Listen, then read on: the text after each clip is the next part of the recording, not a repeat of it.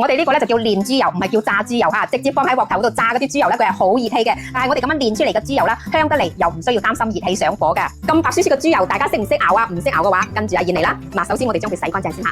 嗱，我哋洗呢啲肥豬肉咧就唔好用赤水，要用溫水，用溫水啦洗先洗得乾淨嗰啲污糟嘢㗎嚇。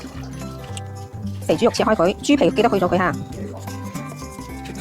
將呢個切好嘅肥豬肉咧，再用溫水洗一次佢先，洗乾淨啲嘅話咧，佢熬出嚟嘅豬油啊，就會雪白雪白，好靚噶啦。嗱，處理好洗晒乾淨嘅豬肉啦，放落我哋呢個鑊呢度，大概20克嘅黃豆擺埋落去，加入溫水。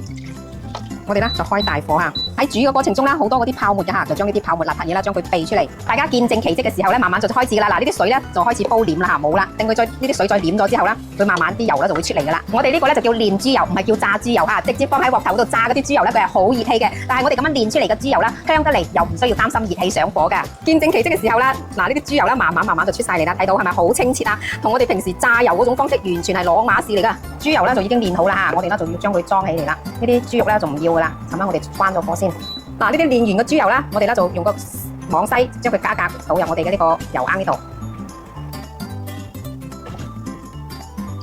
呢度咧就已經煉咗半罌嘅豬油出嚟㗎啦，攤凍咗之後咧就將佢放喺冰箱，慢慢用嚟炒青菜，哇，相當之正㗎。